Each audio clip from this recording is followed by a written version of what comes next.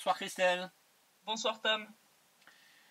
Nous arrivons au site numéro 127, nous sommes le 9 février 2019. Et alors là, le bilan est absolument pourri. C'est à tous les niveaux, hein.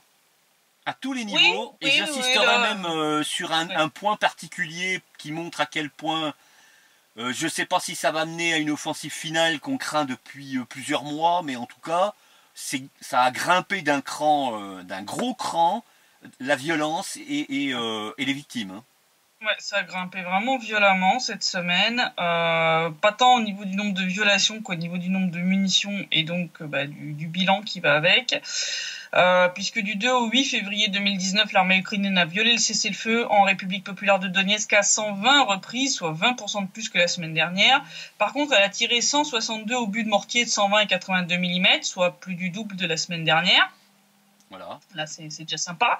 Alors, si on commence à rajouter tout le reste, hein, donc véhicules de combat d'infanterie, lance-roquettes, système de défense anti-aérien, lance-grenades et armes légères, on arrive à un joli total de 1532 munitions, soit presque le triple de la semaine passée. Enlève-moi d'un doute. Est-ce qu'il a neigé ces derniers temps Non, on a un gros redoux là. On a un gros redoux. Donc c'est en train de fondre un peu partout, ouais. Je pense que le début de la campagne présidentielle ukrainienne aussi doit bien jouer. Ouais, et les rotations aussi, on en a parlé, hein, du retour d'unités comme le régiment Azov. Je pense que on a droit au retour des plus sanguinaires parmi les unités, pas seulement les bataillons spéciaux, mais certains bataillons, comme la 93e brigade ou la 54e, hein, qui sont quand même remplis d'un bon paquet de criminels de guerre. Donc, faut pas s'étonner. Et on va voir jusqu'à quel point ils sont ignobles. Hein. Non, mais là c'est magnifique. En RPL c'est pas beaucoup mieux. Hein. En termes de nombre de violations pour la semaine, je crois qu'ils en ont aussi pas mal. Je crois une bonne centaine. Enfin, ils sont à peu près sur le même genre de niveau, un peu moins au niveau du nombre de munitions. Je crois qu'ils en ont eu à peu près 500 ou un truc comme ça. Mais bon, ça reste très élevé puisque la RPL a toujours été, depuis les accords de Minsk, beaucoup moins bombardée que la RPD. Pour diverses raisons, dont topographiques, puisque je rappelle qu'en RPL, la ligne de front est quand même pour les 2/3 sur le tracé d'une rivière. Donc, et puis elle est moins longue surtout. Hein. Elle est un peu moins longue, mais c'est surtout le fait que tu as une rivière qui sépare les deux, donc ça fait barrière naturelle, quoi. Les tirs de la semaine ont touché 19 localités de la République. Il faut rajouter 18 violations et 119 munitions, dont 14 obus de mortier de 120 mm et 23 obus de 82 mm tirés par l'armée ukrainienne durant les dernières 24 heures. Alors on parlait du bilan qui est catastrophique. Ça a été vraiment sanglant. Puisque suite au bombardement de l'armée ukrainienne cette semaine, 3 civils et 4 soldats de l'RPD ont été blessés, 4 soldats de l'RPD ont été tués pendant la semaine, et on en a eu 4 autres qui sont morts hier. À Leninskoye, je vais revenir là-dessus. Les forces armées ukrainiennes ont aussi visé à plusieurs reprises, de nouveau la station de pompage de Vassilievka ainsi que les employés. Hein, ils ont tiré à plusieurs reprises lors des changements d'équipe, etc. Heureusement sans faire de victimes. Et au niveau destruction, on a eu quand même 9 maisons endommagées cette semaine, plus 4 durant les dernières 24 heures. Là aussi, majoritairement dans le sud de l'RPD. C'est quand même magnifique. Oui. Et puis, je pense que ça va pas s'arranger, vu que l'OSCE a noté, en termes d'armement lourd, absent des zones de stockage, puisqu'on continue. Hein. Ah oui, là, justement... Ouais. Donc, absent des zones de stockage où elle devrait se trouver, d'après les accords de Minsk, côté ukrainien, 23 obusiers automoteurs Gvozdyka de 122 mm, 28 mortiers et 3 canons anti-chars Rapira de 100 mm, marqués absents. Par contre, sont présents près de la ligne de front en violation, là aussi, des accords de Minsk. Alors, accrochez-vous bien. On a 9 canons automoteurs pions de 203 mm. Le retour du comeback. Il faut vraiment. Vous avez plus vu cela. J'en avais déjà parlé il y a un bon moment déjà. Il faut voir. Ils sont extrêmement destructeurs. Hein. C'est dévastateur. J'ai vu une ancienne école qui a été touchée par des obus de pion. C'est du calibre de 203 mm et il faut 4 soldats pour porter un obus. Un obus, voilà. Donc ça fait des très très gros trous, je confirme, ça fait d'énormes dégâts. On a aussi 9 obusiers automoteurs AK-47 152 mm, un obusier automoteur Jetsins S de 152 mm, 6 obusiers automoteurs Gvozdi 422 mm, 3 systèmes de missiles antiaériens Strela 10, 4 chars d'assaut et 2 canons anti-chars Rapira. C'est magnifique, tout va bien. Tout va bien. Donc j'avais parlé de ce qui s'est passé hier 8 février 2019. Les soldats de la 79e brigade aéroportée des forces armées ukrainiennes ont tiré en fait sur le village de Leninskoye à coups de mortier. Ils ont utilisé des obus incendiaires, ils ont foutu le feu à une des maisons du village. Donc bien entendu, les soldats de l'RPD qui défendent cette zone sont venus aider les civils pour éteindre l'incendie, pour éviter que ça se propage aux autres maisons. Bah oui. Donc c'était clairement visible qu'ils n'étaient pas en train de tirer sur les soldats ukrainiens ou je sais pas quoi. Je veux dire, ils ont quand même des jumelles, des trucs comme ça quand même, côté ukrainien. Sinon, on va leur en acheter parce que ils ont rien trouvé de mieux à foutre, comme d'habitude d'ailleurs. En fait, quand ils foutent le feu, ils attendent après que les pompiers ou des gens viennent pour éteindre l'incendie, puis après ils tirent de nouveau. Oui, pour tuer les gens qui essaient d'éteindre l'incendie. Voilà. Donc là, ils ont recommencé. Faut être une bande de salopards achevés. Salopard, c'est ça. Encore en dessous. Moi, je dirais sous-merde. Oui. Je pense que... Ce salopard, c'est encore gentil. Tu considères ça comme un être humain. Non, moi, je considère ça comme des sous-merdes. Voilà. Donc là, ils ont ajusté leur tir avec un drone. Ils ont rebombardé la zone. Ils ont tué 3 soldats de l'RPD qui étaient en train d'éteindre l'incendie. Ils ont ensuite un autre des soldats qui était là a essayé ensuite de récupérer en fait les corps de ses camarades pour les sortir de la zone qui était bombardée, mais il a lui aussi été tué par un obus. Je précise que, comme à leur habitude, les soldats ukrainiens avaient installé leur position de mortier en plein dans le village de Vodianoye entre 2 maisons. Oh, c'est merveilleux. Oui, ils utilisent les civils comme boucliers humains, parce qu'ils savent très bien que nos soldats vont pas répondre. Quand ils repèrent que c'est dans des zones résidentielles, nos soldats ne répondent pas pour éviter de faire des victimes de l'autre côté. Voilà. Allô, la chancellerie française et allemande, enfin les chancelleries, Et pourquoi les, en fait, maintenant, c'est la chancellerie franco-allemande, maintenant, oui, non, c'est pas ça, Oui, voilà, aussi, oui, je crois qu'on peut le dire aussi. Voilà. Donc non, mais silence radio, tout va bien. Tout va bien. Autre rayon crime de guerre, donc on avait parlé de la 93e brigade mécanisée qui a l'air d'avoir fait sa spécialité, le tir sur employés communaux, chauffeurs de camions, ambulances, etc. C'est toujours les mêmes. Oui, tout sauf des soldats. Tout sauf des soldats en armes et prêts à tirer, quoi. Oui, moi j'appelle ça des raclures de fond de chiottes. Voilà, je suis en forme aujourd'hui. C'est la deuxième couche de peinture que tu nous mets là. Ouais. Non, excuse-moi, parce que là, ils ont de nouveau tiré sur les employés de l'entreprise donc du Donbass, qui quittaient la station de pompage de Vassilievka. Donc, je rappelle, ce sont des équipes qui se relayent, qui font les 3-8. Donc, là, c'est plutôt même les 2-12. Et donc, elles se relayent. Donc, il y a un moment, il y a une équipe qui arrive, et puis celle qui vient de finir son shift part. Les camions qui font les transports sont clairement identifiables. Les gens ont déjà vu les photos lors du tir sur le dernier, là, il y a un mois. Je veux dire, t'as un gros truc haut du Donbass sur le truc en blanc, sur vert ou gris selon la couleur du véhicule. Tu peux pas le louper pour autre chose. Tu peux pas le prendre pour un char d'assaut. Tu peux pas le prendre pour un véhicule de combat d'infanterie. Je veux dire, c'est quoi l'excuse, quoi? Donc là, ils ont tiré dessus. Ils ont pas été avec le dos de la cuillère, quand même. C'est pour ça que je dis, moi, raclure de fond de chiotte, ça leur va très bien, parce qu'ils ont utilisé du mortier de 82 mm, des roquettes anti-chars, mitrailleuses lourdes et armes légères. C'est un vrai miracle. On n'a eu aucune victime. Les 11 membres du personnel de la station, dont 3 femmes, ont réussi à quitter le véhicule et à se cacher, en fait, sur le bas-côté, en se planquant derrière les congères de neige, justement. Oui, et c'est parce qu'ils ont été réactifs qu'il n'y a pas eu de victimes. Oui. Mais là, franchement, non, moi j'ai plus de mots pour des gens comme ça. Moi, c'est pas des soldats. Pour moi, je suis désolé. Quand tu fais des trucs comme ça, voilà. En RPL, c'est pas beaucoup mieux. Donc c'est vrai que je parle pas souvent de l'RPL parce que bon, voilà, je vis plutôt en RPD. Et c'est là où j'ai le plus d'informations que je peux vérifier le plus facilement. Mais ils font pas mieux en RPL, hein, puisque le 29 janvier, l'armée ukrainienne a bombardé le territoire de la République populaire de Lugansk, près de Zolotoye. Hein, donc c'est un petit village qui, comme Zaïtsevo en RPD, est coupé en deux par la ligne de front. T'en as une partie qui est côté RPL, t'en as une partie qui est côté ukrainien. Donc là, ils ont tiré un coup de mortier de 120 mm.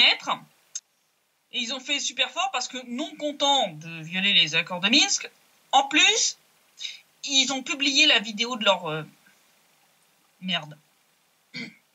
C'est pas une blague. C'est pas un poisson d'abri très en avance. Non. Donc non seulement ils violent les accords que l'Ukraine a signés, ils bombardent une zone en plus, comme je l'ai expliqué, qui est quand même très fréquentée par des civils. Ils filment le tout avec un drone et après ils le publient sur Internet. Ça va être difficile pour eux, lors du procès de Nuremberg numéro 2, de justifier ce genre de choses. Hein, parce que là, ah non, mais ils essayent. C'est magistral quand même. Hein. Donc là, c'est la 54e brigade mécanisée des forces armées ukrainiennes qui est responsable de ce bordel. Et la vidéo, elle a été publiée par un volontaire ukrainien dont on a déjà parlé, ce cher Yuri Misyagin, qui est donc un volontaire qui vient en aide aux soldats ukrainiens, hein, et donc a publié ça sur son YouTube, sa page Facebook, etc. Alors déjà, rien que le fait que le truc a été filmé par un drone, je rappelle que déjà rien que ça, c'est une violation des accords de Minsk, puisqu'il n'y a que les drones de l'OSCE qui ont le droit de voler près de la ligne de front. Alors en prime, les tirs visaient les positions de la milice populaire de l'RPL qui sont situées près de Zolotoye, donc qui sont installées sur une route. Mais c'est une route très passante où il y a qui relie en fait Zolotoye à un autre village, donc il y a beaucoup de civils qui l'empruntent. Bon. Petit problème déjà pour l'Ukraine. Bon, déjà en plus d'avoir publié leur merde, les tirs et le calibre utilisé, à savoir du mortier de 120 mm, ont été en plus confirmés par la mission de surveillance de l'OSCE qui s'est rendue sur place. Parce que l'OSCE... Oui, parce que l'OSCE est installé à proximité parce qu'en fait, il faut savoir que Zolotoye est une des 3 zones pilotes de retrait. Ah oui, en plus, oh bah bravo. Ah bah ça va être difficile de nier ça hein, quand il va falloir s'occuper des crimes de guerre. Non, c'est magnifique, parce qu'on a tout sur un plateau là.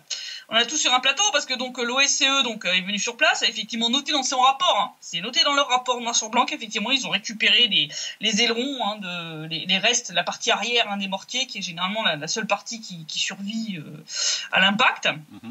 Avec les ailerons et tout, qui te permet d'identifier le calibre assez facilement. Hein, ils ont noté les trous. Alors là aussi, comme en RPD, les positions de tir des forces armées ukrainiennes étaient situées où ? En pleine zone résidentielle, dans une rue où habitent des gens, dans la partie de Zolotoye qu'ils occupent. Ah oui, on va pas changer les bonnes habitudes, hein, comme on dit. Hein. Hein, donc là, comme en RPD, si les gars de l'RPL avaient répondu, je te raconte pas le carnage. Voilà. Un petit peu avant, dans les jours précédents, l'armée ukrainienne en plus avait tiré contre la zone du village de Zolotoye qui est tenue par la RPL. Durant ces tirs, ils ont endommagé 2 maisons, une école et une maternelle. Ah bien. Ah mais ils font des strikes de valeur, hein, vraiment. Hein. Ah ouais, en termes de crimes de guerre, c'est point contre triple, tu vois, ils tirent contre des civils, contre des routes où circulent des civils. Ils filment le tout avec un drone, ce qui est interdit. Ils tirent avec des armes interdites par les accords de Minsk, hein, puisque 120 mm, c'est au-dessus des 100 mm qui sont marqués comme hein, la limite de calibre interdite. En plus, ils publient leur merde sur Internet. Et alors, le must du must, c'est la justification. Alors, accrochez-vous bien, parce que ça dépote. Donc ce cher Misyagin, hein, donc le volontaire qui a publié cette merde, a présenté bien entendu cette violation de la trêve comme des tirs efficaces ayant permis de détruire une batterie anti-aérienne et un camion en réponse à des tirs de missiles anti-chars philo-guidés de la RPL du 25 janvier qui auraient soi-disant touché un camion Oural de la 54e brigade faisant un mort et plusieurs blessés. Alors déjà, petit problème, comme je l'indiquais un peu plus tôt, Zolotoye est une zone de désengagement pilote. Donc l'OSCE a un poste permanent à proximité. Et ils ont des caméras aussi. Comme à côté de la station d'épuration de Donetsk. Et en fait, l'OSCE n'a rien enregistré le 25 janvier dans ce sens-là. Par contre, ils ont enregistré plusieurs tirs partant des positions des forces armées ukrainiennes situées près de Zolotoye contre les RPL. C'est un peu compliqué quand tu lis leur rapport parce que tu comprends rien, parce que faut connaître la géographie, mais si tu prends la carte du coin et la zone, tu marques la zone de front, puis tu prends les rapports de l'OSCE, puis tu regardes les directions, là, tu comprends qui tire sur qui. Voilà. Hein, donc bon, déjà on voit aucun tir puis un missile anti-char philo-guidé, ça fait du dégât. Oui. On voit aucune mention de victime dans le rapport de l'OSCE. On voit aucune mention qu'ils ont retrouvé un véhicule complètement atomisé par un truc. Moi, à mon avis, ils ont plutôt surtout roulé dans un champ de mines et puis ils sont explosés tout seuls comme des grands. Voilà. Certainement sous l'effet de l'alcool, hein, parce que ça... Oui, certainement aussi. Donc, il n'y avait aucun tir de missile anti-char venant de l'RPL, le 25. Donc déjà, ça commence bien. Alors après, on se dit, bon, il s'est peut-être planté dans les armes, c'est peut-être la batterie anti-aérienne sur laquelle ils ont tiré qui est peut-être... bon. Le petit problème, c'est qu'on va montrer une jolie photo, c'est que la batterie anti-aérienne, qui est un Zouchka, qui était visée, était recouverte de neige, alors qu'il en était plus tombé depuis le 24. Ce qui veut dire que cette batterie anti-aérienne n'a pas servi depuis au moins le 24 janvier. 5 jours avant le tir de l'armée ukrainienne. En plus, elle n'est pas d'un calibre interdit par les accords de Minsk, parce que le Zouchka, c'est du 23 mm. Donc sa présence n'était pas une violation de Minsk 2. Et il n'y avait pas de tir de la RPL, ni de la Zouchka, ni de cette histoire de missile anti-char philo-guidé de la part de la RPL pour justifier ce bordel. Donc déjà, tu sens que les justifications sont foireuses. Et puis alors là, on passe à la partie la plus drôle, parce que l'autre, qui te présente ça comme un tir super efficace, il s'est fait quand même bien allumer sur son Facebook, y compris par des Ukrainiens, genre patriotes, tu vois, les mecs qui te mettent le drapeau ou le trident ukrainien en avatar Facebook, tu vois, enfin je vais dire qu'ils l'ont quand même allumé en lui disant que quand il faut 14 tirs pour toucher la cible annoncée une seule fois et encore un peu sur le côté, parce qu'il te disait que le machin avait été complètement anéanti, touché en plein centre, etc. Alors que c'est pas vrai, la plupart des tirs ont touché soit la route, donc comme je le disais, au risque de tuer des civils, ou les champs qui sont autour. Il y en a très peu qui ont touché les bâtiments où vivaient les soldats de la RPL. Quand l'autre Missiagi était parti d'un truc genre le poste de commandement était complètement détruit, mais qui ont dit mais les bâtiments sont à peine endommagés, enfin qu'est-ce que tu nous chies quoi. C'est bien parce que s'il se fait allumer par les Ukrainiens nationalistes... ouais non mais parce que bon, quand tu vois ces déclarations grandiloquentes sur son tir efficace de machin, les mecs qui ont dit mais qu'est-ce que tu nous parles de destruction, il y a à peine des dégâts, le truc est tombé à côté, ça oui un peu, ça a endommagé le camion, ça a endommagé certainement la Zouchka, il y a eu une autre bagnole qui a été touchée de manière indirecte. Enfin ils lui ont dit là ce que tu nous montres, ça montre surtout que les soldats ukrainiens sont pas franchement professionnels, parce que 14 obus pour toucher la cible une seule fois, même pas en plein centre, ils ont un drone pour corriger les tirs. Pieds nickelés. Je trouve qu'il n'y avait pas de quoi pavoiser et surtout pas de quoi fournir une superbe preuve à la RPL pour le prochain tribunal pour crimes contre l'humanité. Ah bah c'est neuneux en Ukraine. Hein. Voilà, là vous avez tendu un baobab à l'ennemi, tout ça pour passer pour des cakes. Tout va bien. Tout va bien. Et on continue dans les gabegies à l'ukrainienne. Puisqu'on avait dit, quand les États-Unis ont décidé de donner des armes à l'Ukraine, que ça allait terminer sur le marché noir. On l'avait dit ou pas ? Je l'avais dit ou pas ? Oui, bien sûr. Ouais. Je l'avais dit. Non, mais j'en ai marre de dire je l'avais dit. Donc, ça n'a pas loupé. Donc ça, c'est à Lvov que des enquêteurs du bureau d'enquête d'État, le DRB, ont établi qu'un vol d'équipement militaire américain a eu lieu dans l'entrepôt de l'une des unités de l'armée ukrainienne. Le montant du larcin se monte à plus de 4,5 millions de grivnia, soit environ 170 000 $ quand même. D'après le rapport de la DBR, les pièces d'équipement auraient été volées en novembre 2018. Il s'agirait de 7 lunettes thermiques de marque Archer, 8 optiques de vision nocturne qui avaient été données à l'Ukraine par le gouvernement américain dans le cadre de son fameux programme d'assistance militaire. D'après les enquêteurs, le vol serait dû à la négligence de l'officier en charge de cet entrepôt militaire. Négligence, je trouve ça bien gentil. Soit le mec est vraiment un asbrock, soit il s'en est mis plein les fouilles. En tout cas, il a été placé en détention provisoire pour 60 jours, le temps de l'enquête, et pour l'instant, les enquêteurs du DRB essayent de retrouver les pièces d'équipement militaire volées. Au vu du prix des petits bijoux, je pense que ça a été revendu. La question, c'est à qui ? Voilà. Donc, soit ça a été revendu aux bataillons néo-nazis qui, eux, étant financés par des oligarques comme Kolomoïski, ont les moyens de se payer ce genre de petits joujoux. Soit ça a été revendu peut-être à des terroristes, ou je sais pas quoi, ou peut-être même à la RPD et la RPL, va savoir. Tout est possible. Oh, on va en entendre parler bientôt de ça. Oui, hein. je pense. Puisque je rappelle que, bon, vu le niveau de corruption endémique et le niveau des salaires très bas en Ukraine, c'était sûr et certain que des matériels hors de prix comme cela allaient être volés, puis certainement revendus. Je rappelle que depuis l'éclatement du conflit ici, dans le Donbass, beaucoup d'officiers ukrainiens arrondissent leur fin de mois en vendant, y compris à ce qui est l'ennemi, c'est-à-dire les RPD et les RPL, les armes et même les véhicules de leurs unités. On leur a déjà tout racheté, des drones au système IGLA, en passant par les Kalachnikov, les camionnettes, enfin bon, tout. D'ailleurs, encore récemment, autre superbe cas de vol à grande échelle cette fois. Mais c'est du matériel qui vaut un peu moins cher à l'unité, mais je pense qu'en termes de bénéfice, ça doit rapporter à peu près autant. Puisqu'en janvier de cette année, 2019, de grandes quantités d'armes ont disparu des stocks ukrainiens dans la région de Kirovograd. À savoir, alors tenez-vous bien, 400 roquettes anti-char RPG-22, 200 obus de 122 mm pour obusier des 30, 458 roquettes de RPG-7 et 1980 grenades anti-char OG-15 VM. Sur les officiers ukrainiens en charge de ces stocks avaient marqué ces munitions comme ayant été envoyées dans le Donbass, pour les rayer des listes. Bon, en vrai, là aussi, ça a très certainement été revendu. Donc, c'est pas faute de l'avoir dit, que l'idée des Américains de fourguer des armes à l'Ukraine, ça aboutirait à terme qu'à armer au choix les milices néo-nazis ou les deux républiques populaires.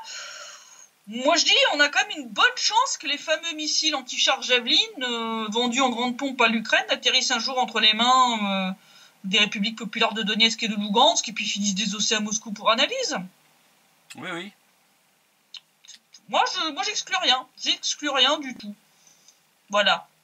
C'est peut-être pour certains soldats ukrainiens qui détestent probablement Poroshenko et les néo-nazis l'occasion de faire un acte de résistance aussi. Faut pas négliger cette possibilité-là. C'est surtout une histoire de pognon, parce que les mecs sont payés au lance-pierre, ils sont payés une misère pour aller se faire envoyer à la boucherie. Donc je pense qu'il y en a un certain nombre qui se mettent un petit pécule de côté, mais après ils vont se barrer, ils vont déserter, ils vont se casser en Pologne ou des trucs comme ça. Faut pas se leurrer, tu sais. Enfin, je veux dire, quand tu vois la situation économique de l'Ukraine, c'est une catastrophe. Je veux revenir dessus. Politiquement, c'est pas beaucoup mieux. Parce qu'on continue dans la gabegie électorale, puisque Kiev donc a entériné définitivement le fait d'empêcher les observateurs russes de venir surveiller les élections présidentielles ukrainiennes. Ça a soulevé quand même des gros doutes quant au respect par l'Ukraine de ses obligations en tant que membre de l'OSCE, y compris par des gens de l'OSCE eux-mêmes. Là, ça commence un peu à chier dans la colle quand même. ça sent le punet, c'est clair. Ouais, parce que bon... je veux dire, c'était quand même le Bureau pour les institutions démocratiques et les droits de l'homme, l'ODIHR de l'OSCE. Même Kurt Volker avait demandé à l'Ukraine de laisser les observateurs russes venir au sein de la mission d'observation de l'OSCE. Je vais expliquer après pourquoi, parce qu'il y en a qui vont se poser des petites questions. Malgré ça, le gouvernement ukrainien a persisté et signé. Donc ça avait commencé par cette déclaration de Poroshenko qui avait dit qu'il allait demander aux gardes frontières d'empêcher les observateurs russes de rentrer. Et ensuite, donc la Rada avait proposé d'adopter une loi pour interdire formellement la participation des observateurs russes à l'élection pour légaliser un peu tout ce merdier. C'était des manœuvres tellement douteuses et tellement grossières que même Thomas Reimer, qui est un des représentants officiels de ce bureau pour les institutions démocratiques et les droits de l'homme de l'OSCE, avait émis publiquement des doutes sur le fait que tout ça soit compatible avec les obligations de l'Ukraine en tant que membre de l'OSCE. Oui, je te confirme, Thomas, c'est pas compatible. Tu peux changer tes doutes pour une affirmation. Sa déclaration avait été confortée par celle du représentant de la Russie au sein de l'OSCE, Alexandre Loukachevitch, qui avait déclaré qu'en faisant cela, l'Ukraine violait ses obligations au regard de l'organisation internationale. L'Ukraine a eu beau essayer de justifier tout ce délire par le fait que la Russie serait l'État agresseur pour l'OSCE, pour l'ONU et sur le plan légal, tant que Kiev n'a pas déclaré officiellement la guerre à la Russie, c'est que du flan. Voilà. Si la Russie est réellement l'État agresseur, alors que l'Ukraine déclare officiellement la guerre à son voisin. Sinon qu'elle arrête d'utiliser ce statut bidon, parce qu'il y a un moment, il faut être cohérent. Hein. Je veux dire, soit t'es en guerre, soit t'es pas en guerre. Mais tu peux pas être en guerre et pas en guerre en même temps. C'est juste, voilà, pas possible. La ficelle est d'ailleurs tellement grossière et la violation des obligations de Kiev tellement évidente que même Kurt Volker s'est opposé à ce énième délire made in Ukraine dans un post Twitter. Hein, on l'affichera, les gens pourront vérifier que j'ai bien traduit comme il faut. Il a dit l'Ukraine a besoin d'observateurs de l'ODIHR pour prouver son adhésion aux normes démocratiques, sinon les gens pourraient remettre en question l'élection. D'accord, si les moniteurs russes font partie de l'équipe, mais sous l'autorité de l'ODIHR, pas de jeu. L'Ukraine doit avoir confiance en ses propres institutions démocratiques. Les gens vont me dire, ouais, mais c'est bizarre, parce que d'habitude, Kurt Volker, il soutient tous les délires Ukrop, y compris le délire d'agresseur russe. Et là, Volker te soutient le truc contraire de Kiev, tu vois. Donc là, il y a des gens qui vont dû se dire, mais il avait fumé quoi, Kurt? En fait, tout simplement, il est un peu plus fut-fut que Poroshenko et toute sa clique. Si vous reprenez le tweet, vous comprenez pourquoi. Reprenez sa petite phrase. Sinon, les gens pourraient remettre en question l'élection. Eh oui. Eh oui. Je rappelle ces petites menaces de Alexei Pouchkov dont j'avais parlé dans un site web précédent. Qui avait menacé de ne pas reconnaître, que la Russie pourrait ne pas reconnaître les élections, le résultat des élections ukrainiennes si elles étaient manifestement frauduleuses. Si à Kiev, ils n'ont pas bien saisi la portée de cette menace, je pense que Kurt Volker l'a un petit peu plus... digéré, oui, enfin, en tout cas comprise. Voilà. Je pense qu'il a un peu plus imprimé le résultat. Hein, voilà. Donc lui, il a bien pigé que la Kiev était en train de tomber dans une erreur grossière. Parce que la Russie, vous pouvez bien lui cracher dessus autant que vous voulez, je rappelle que c'est quand même un des membres permanents du Conseil de sécurité de l'ONU. Si un des membres du Conseil de sécurité ne reconnaît pas la validité et le résultat des élections, vous allez quand même avoir un grand coup dans la gueule, là, le petit vernis démocratique de l'Ukraine, là, il va se faire décaper la gueule. Hein. Là, le visage démocratique du Maïdan et de ce qui suit, ça vaudra plus tripette quand même. Hein, parce que bon, entre les bureaux de vote fermés en Russie, déjà les gens du Donbass, enfin la partie RPD-RPN ne voteront pas. Les gens qui vivent en Russie ne voteront pas. La Crimée, j'en parle même pas. En prime de ça, il y a des pressions phénoménales sur les opposants, sur les médias. Ça, je vais en reparler, mais très très brièvement. C'est magnifique. Hein, je veux dire, ils ont menacé donc là Viktor Medvedchuk, oui. Donc qui est l'un des opposants principaux à Poroshenko et qui soutient un candidat de l'opposition, Yuri Boyko, là pour les élections présidentielles, et donc sous le coup d'une accusation. En gros, c'est de la haute trahison, quoi. Tu vois, c'est d'avoir de violer la constitution ukrainienne qui déclare que l'Ukraine est un État uni. Pourquoi ? Parce qu'il a soutenu le fait qu'il fallait appliquer le volet politique des accords de Minsk. Parce que l'Ukraine a signé quand même. Que l'Ukraine a signé. Donc là, vous vous rendez compte à quel point ça marche complètement sur la tête. Le gars a simplement publiquement, justement, sur la chaîne 112, si je me souviens bien, dit oui, il faut décentraliser, il faut leur accorder plus d'autonomie. Enfin, c'est juste ce qui est marqué dans les accords de Minsk. Ouais. D'accord ? Ils sont en train de le poursuivre en justice pour ça, pour essayer de le faire taire. Il y a aussi, semble-t-il, des menaces de mort extrêmement graves contre Medvedchuk qui a dû, semble-t-il, renforcer sa sécurité. Donc là, vous voyez où on en est quand même. Des médias dont j'avais déjà parlé, comme 112 et News One, sont dans le collimateur des autorités. News One vient de se faire imposer une amende pour justement, comment ils ont appelé ça, diffusion de la propagande de l'État agresseur. C'est du délire intégral et il risque de se faire fermer si jamais l'organe régulateur ukrainien les prend de nouveau en défaut dans les semaines qui viennent.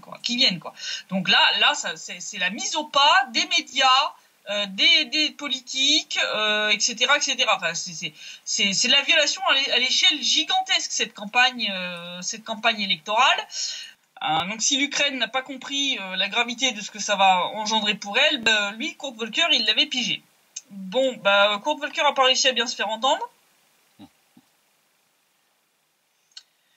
Donc, ils ont voté la loi à la Rada. Ce qui est magnifique, parce que si la Russie reconnaît pas le résultat des élections, ça leur permettrait de ressortir l'atout Viktor Yanukovych, qui vient de faire une superbe conférence de presse à Moscou, qui a été très médiatisée.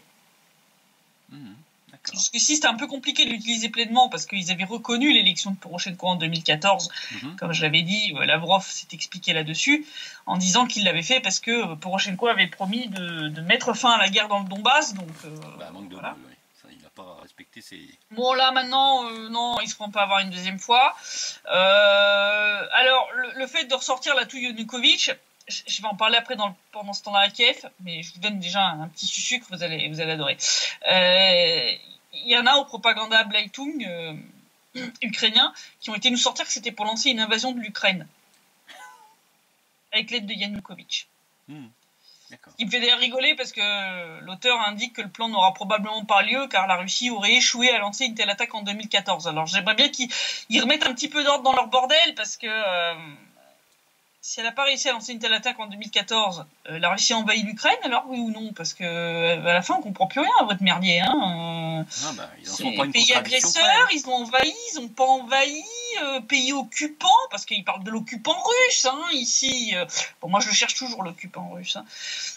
Mais ils n'en sont pas une contradiction près, Qu'est-ce que tu Non, veux? pas du tout. Moi, je pense plutôt que la Russie leur prépare un petit plan en mode on va jouer au jeu de la démocratie et des droits de l'homme, un petit jeu favori de l'Occident. Différence près, que la Russie, elle va respecter les règles du jeu.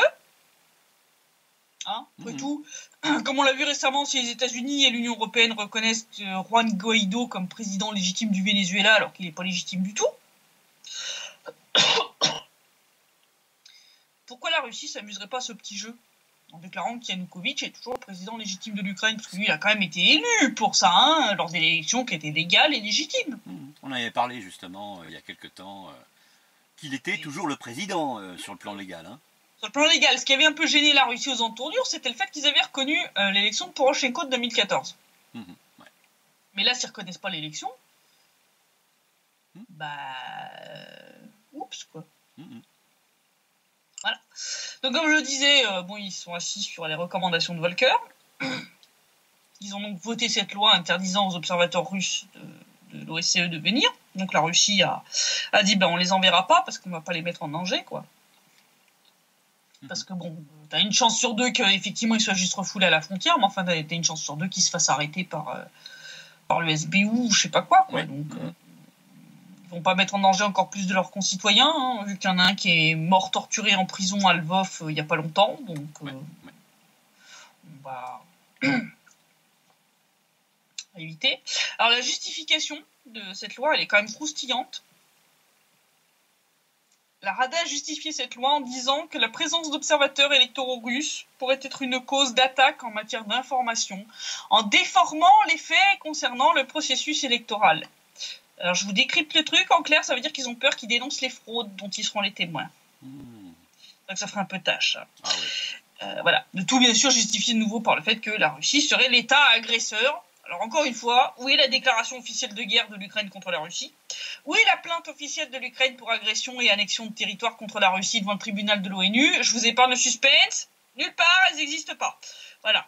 Donc pour moi, pour l'ONU et pour l'OSCE, le fait qu'il n'y ait ni déclaration officielle de guerre, ni plainte devant le tribunal de l'ONU pour annexion de territoire et agression militaire, ça prouve de manière irréfutable que ce statut d'État agresseur, ça n'est que du vent, du blabla, de la rhétorique politicienne, qui n'a rien à voir avec quoi que ce soit qui ait une valeur juridique du point de vue du droit international. Donc c'est normal que l'OSCE en ait rien à secouer, qu'ils n'en tiennent pas compte et qu'ils considèrent que ça n'a pas impacté le mode de fonctionnement de l'organisation. Ils ont parfaitement raison. Là pour moi, l'Ukraine a fait quand même une énorme bourde qui la rapproche encore plus du gouffre vers lequel elle se dirige depuis le Maïdan. Ça offre des arguments juridiques et légaux supplémentaires à la Russie contre Kiev. Et pour moi, clairement, ces élections présidentielles ukrainiennes de mars 2019 sont clairement et indubitablement les plus frauduleuses, illégales, illégitimes et lamentables que le pays ait connues depuis son indépendance. Et je pense qu'elles vont avoir des conséquences assez dramatiques pour l'avenir de l'Ukraine. Là, je pense que voilà, ils sont bien lancés vers la désintégration totale. Ça, j'ai hésité à le mettre pendant ce temps-là à Kiev, parce que c'est tragicomique, mais en fait, c'est plus tragique que comique. Donc il y a 2 jours, le 7 février, la Rada a voté l'inscription dans la constitution ukrainienne du fait que l'Ukraine a une identité européenne. Oui. En opposition en fait, à l'identité russe, ce qui me fait bien rire, puisqu'une bonne partie de l'Ukraine fait partie de l'Empire russe pendant plusieurs siècles. Mais c'est pas grave. Soit, qu'elle veut intégrer l'OTAN et l'Union européenne et que ce processus est irréversible. Cette loi accorde aussi au président ukrainien une sorte de rôle de garant de la mise en œuvre de ce processus stratégique. Au moment où il va pratiquement se faire battre aux élections, il l'érige en garant. C'est tragicomique. Hein. C'est tragicomique. Alors pour la ministre des Affaires étrangères de la RPD, Natalia Nikonorova, cette loi non seulement contredit la déclaration sur la souveraineté de l'État de l'Ukraine, dont le paragraphe 9 stipule que l'Ukraine est un État neutre n'appartenant à aucun bloc militaire. Je rappelle que l'OTAN est un bloc militaire. Voilà. Mais en plus, que c'était une véritable humiliation publique pour le peuple ukrainien. Parce que comme elle l'a rappelé, l'Ukraine n'est toujours pas reconnue comme pays candidat à l'adhésion, pour des raisons qui sont tout à fait justifiées, puisque l'Ukraine ne répond pas à un certain nombre de critères qui permettent de rentrer dans ces 2 alliances ou unions. Déjà pour commencer, comme je l'ai déjà dit plusieurs fois, le conflit territorial concernant la Crimée et le conflit dans le Donbass sont déjà des freins rédhibitoires à toute adhésion de Kiev. C'est comme pour la Géorgie, avec l'Abkhazie et l'Ossétie du Sud. Tant que tu as un conflit territorial, tu peux pas rentrer dans une alliance militaire. Je veux dire, c'est logique. Tu peux pas rentrer ni dans l'UE ni dans l'OTAN sans avoir des frontières clairement définies et le contrôle des territoires que tu revendiques comme se trouvant à l'intérieur de tes frontières. Donc tant que l'Ukraine ne renonce pas à la Crimée ou au Donbass et ne cesse pas les hostilités dans l'est du pays, Kiev peut déjà oublier. Parce que ni l'UE ni l'OTAN ne voudront intégrer en leur sein un pays dont la présence dans leur union ou alliance les entraînerait par solidarité obligatoire, puisque je rappelle que c'est comme ça que fonctionne l'OTAN, vers une guerre ouverte contre la Russie. Et oui, parce que là, si l'Ukraine se déclare agressée par la Russie, ils sont tous obligés de faire bloc derrière.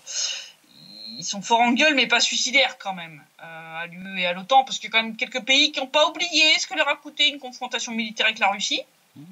Il y en a chez qui c'est encore assez frais. Et puis les autres se souviennent quand même qu'elle dispose du plus grand nombre d'ogives nucléaires au monde. Ouais, devant les États-Unis, effectivement. Voilà. En plus, en matière d'économie, l'Ukraine est ultra corrompue, totalement ruinée, en état de faillite non officialisé. On rappellera le petit laïus de Rabinovitch la semaine dernière sur le fait que l'Ukraine ne peut pas rembourser le FMI. Là, il y a un autre expert qui nous a pondu un truc dans un média ukrainien, sur 112, où il dit clairement que là, l'Ukraine est en train d'emprunter à des taux rédhibitoires pour rembourser le FMI parce qu'ils ont plus de sous. Il faudra bien rembourser à un moment, ou alors faire faillite officiellement. Donc voilà, il a dit clairement que les dettes de charges communales avaient complètement explosé ces dernières années, que les gens n'ont plus les moyens de payer, que en gros c'est la merde. Les quotas d'exportation vers l'Union européenne détaxés au titre de ce fameux accord d'association. Par exemple pour le sucre, le quota 2019 a été bouffé en janvier. Voilà. Donc, c'est ce que je disais, c'est une arnaque. L'Ukraine s'est complètement fait arnaquer dans ce truc. Voilà. En plus, le régime sans visa permet la fuite de tous les gens qui peuvent fuir le pays. C'est-à-dire tous les gens en état de travailler avec un cerveau en état de fonctionnement. Donc, voilà, le pays se vide. Il ne restera pas grand monde pour payer les retraites. Il ne restera personne pour payer les retraites si ça continue. En plus, elle va perdre d'ici quelques mois, l'année prochaine, le contrat de transit de gaz russe vers l'Europe, qui, je rappelle, rapporte quand même environ 3 milliards de dollars par an, soit 3% du PIB de l'Ukraine. C'est à peu près son budget de la défense. c'était une bagatelle. Hein. En clair, si on veut résumer, l'Ukraine est un trou noir à pognon qui ne va faire que pomper les subventions européennes, ce qui obligera les autres pays à augmenter leurs impôts pour filer plus de pognon pour la maintenir à flot. Alors, vu le bordel que c'est déjà en France et dans d'autres pays européens avec des mouvements comme les Gilets jaunes, je suis pas sûr que la mesure passerait bien. Tu vois, d'aller payer plus d'impôts pour aller financer un pays en état de faillite, en pleine guerre civile, religieuse, enfin, tu vois le truc. En plus, les habitants se barrent. Sans parler d'idéologie néo-nazie grandissante, hein, qui risque de se répandre via justement tous ceux qui émigrent hors du pays. Sans parler des armes qui circulent, hein, puisque bon, les armes dont on parlait, qui ont été vidées des stocks, elles ont été revendues. Donc une fois que tu les fais rentrer dans l'Union européenne, je te laisse imaginer les jolis trafics d'armes qui vont venir depuis l'Ukraine, encore plus que maintenant. Je pense que ça va être magnifique, hein. C'est un beau cocktail. Hein. C'est corruption, extrême pauvreté, néo-nazisme et grande quantité d'armes en circulation, actuellement aux portes de l'Union européenne. Maintenant, je vous laisse imaginer ce bourbier, cette Ukraine somalisée, rentrer dans l'Union européenne et dans l'OTAN. Vous voyez venir la catastrophe Ouais. Je vous rassure, hein, les élites européennes et atlantistes aussi, c'est pour ça qu'ils font de jolies promesses à l'Ukraine, lui donnent de l'argent et des armes, mais ils n'iront pas jusqu'à l'intégration. Hein. C'est pour ça que cette loi est non seulement ridicule, mais que c'est une véritable humiliation pour le peuple ukrainien. Parce que comme l'a souligné Natalia Nikonorova, ça revient à inscrire dans la constitution ukrainienne que Kiev va continuer de mendier une adhésion qu'elle n'obtiendra jamais, qu'elle continuera d'aller frapper à une porte qui lui est fermée. Et on montrera une jolie petite caricature qui montre très bien, qui résume très bien la situation. Je veux dire, pour tout analyste un peu sérieux, tu sais que c'est mission impossible dans un avenir envisageable. Donc, à quoi ça rime de rentrer ça dans ta constitution? Ça veut dire que parce qu'en fait, c'était ça. Hein, d'ailleurs, si tu lis les déclarations des officiels ukrainiens, c'est oui, bah en gros, souvenez-vous qu'on existe. On veut rentrer. C'est un peu le petit coup de pied sous la table, tu vois. Mais c'est ridicule. C'est ridicule. Enfin, je veux dire. C'est vraiment une attitude de mendiant. Tu vois, il mendie du pognon, il mendie une adhésion à l'UE, il mendie une adhésion à l'OTAN, il mendie des armes. Enfin, c'est ça. Ça enferme l'Ukraine dans un rôle de pays mendiant. Tant en ce qui concerne l'argent, les armes, les alliances. En plus, comme l'a dit la ministre des Affaires étrangères, l'adoption de cette loi va diviser encore plus la société ukrainienne puisqu'une majorité des habitants de l'Est du pays sont catégoriquement contre une telle adhésion. Je ne parle même pas de l'RPD et de l'RPL qui, elle, c'est 100% niette.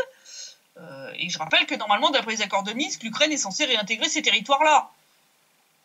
Et quand même tenir compte de ce qu'ils veulent. Donc, enfin, c'est n'importe quoi. Enfin, je veux dire... En plus, ça, c'est le genre de paramètre qui rentre en ligne de compte pour rentrer dans l'OTAN. Typiquement, s'il y a un risque de division du peuple autour de la question de l'adhésion, normalement, elle doit être refusée. Pour éviter d'accueillir au sein de l'Alliance un pays qui va devenir complètement instable. C'est-à-dire qui risque effectivement d'éclater en guerre civile avec une partie du pays qui te dit nous, on veut pas, quoi. C'est normal, je veux dire, c'est un peu logique. Voilà, donc c'est là qu'on voit quand même le résultat magnifique de la politique ukrainienne post-Maïdan, hein, ce que Xavier Moreau appelle l'expérience ukrainienne, hein, c'est-à-dire l'expérience de l'Ukraine contre la Russie. Hein, on arrive à l'humiliation publique de tout un peuple, la transformation du pays en état mendiant pour satisfaire le porte-monnaie de quelques oligarques corrompus qui, eux, s'en mettent bien plein les fouilles, en surfant sur le désir de certains Ukrainiens de pouvoir vivre comme les Européens. Ils ont osé le Maïdan la révolution de la dignité. Moi, je cherche encore la dignité des Ukrainiens là, dans cette histoire, mais bon, c'est pas grave. Bref.